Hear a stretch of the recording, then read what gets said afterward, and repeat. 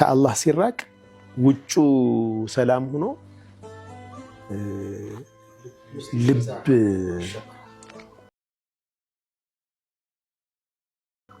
ልብ ንጣት ውስጥ ይገባል። አርዝኩክ አይነት ይናወጣል። ምን ሆኖ ነው ሰውየው ትላለህ። የጎደለው ነገር የለም። ኢኮኖሚ ችግር የለበትም። ልጆች አሉት፣ ሁሉም ነገር አለው።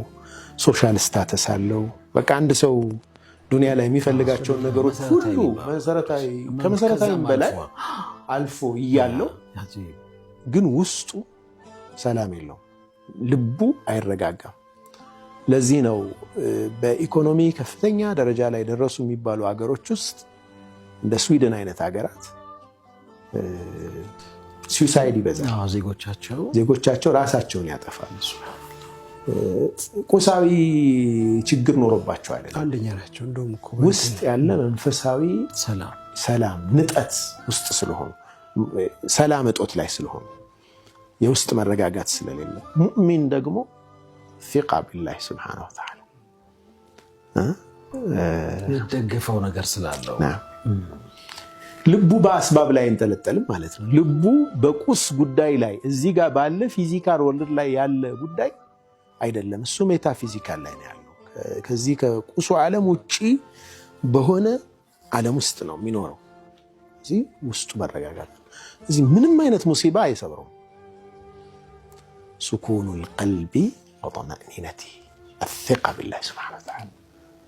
ልብ ይሰክናል፣ ይረጋጋል።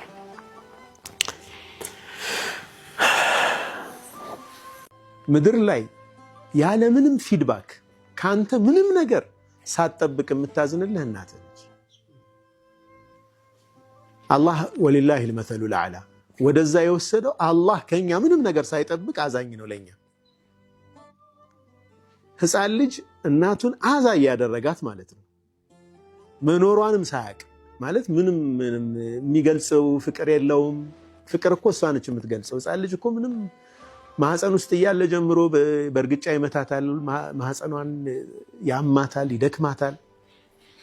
ግን በጣም ትንሰፈሰፍለታለች ያለምንም ምላሽ ማለት ነው። እቺን የሰው ልጅ አትለምን፣ አትጠይቀው፣ አትጠይቅ። የሰው ልጅ ወደ ሰው ልጅ ልብ አይመካ። ሰበብ ልታደርስ ትችላለህ፣ ስራ፣ የተለያየ ነገር፣ ይህ እንዴት ላድርግ፣ ግን ሰውን አትለምን፣ አትጠይቀው። በሩ የማይዘጋውን አላህ ሱብሓነሁ ወተዓላን ለምን።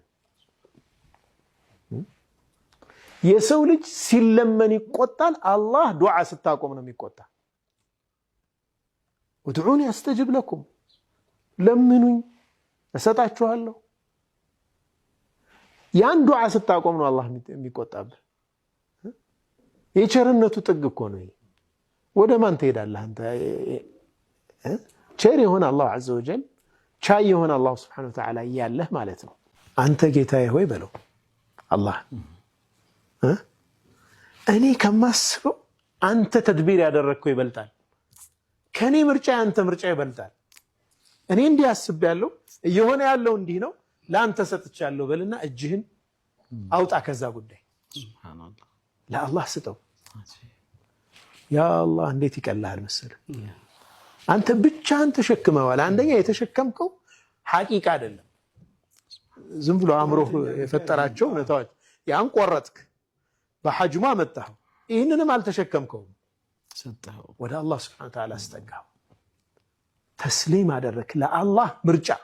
በዚህ ሂደት ውስጥ ለሚመጣው ማንኛውም ነገር አላህ ሱብሓነሁ ወተዓላ የመረጠልኝን ተቀብያለሁ፣ እቀበላለሁ። ጌታዬ አንተ ያንተ ምርጫ ለእኔ በላጭ ነው አልክ።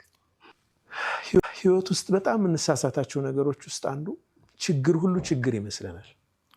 ችግር ራሱ ኸይር ይዞ ይመጣል። እንኳንም ያ ችግር ሆነ፣ አንተ ይህ ነገር ባይሆን ኑሮ እኮ ይህኛው ነገር እንዲህ አይሆንም ነገር የምንልባቸው በጣም ብዙ ጊዜዎች አሉ። የምናያት ከአሁን በፊት አንስቻለሁ፣ ስፔክትረም ነው ሀያት። ህይወት እንደዚህ ነው። ቆርጠ የሆነች ፓርት ብቻ ካየሃት አይመጣም፣ ትክክለኛ እይታ አይኖርህም። ሙሉን ስታየው ነው። ሙሉን ደግሞ አላህ ብቻ ነው የሚያውቀው፣ አንተ አታውቅም። ሙሉውን ለሚያውቀው አላህ ስጠው ጉዳይ ግልጽ ነው። ተስሊም እዚህ ጋር ከተስሊም ቀጥሎ የሚመጣ ነገር ግን አለ። ኢሕሳን ይመጣል። አንተ ችግር ውስጥ ነህ። ነዓም አዎ ችግር ውስጥ ነኝ።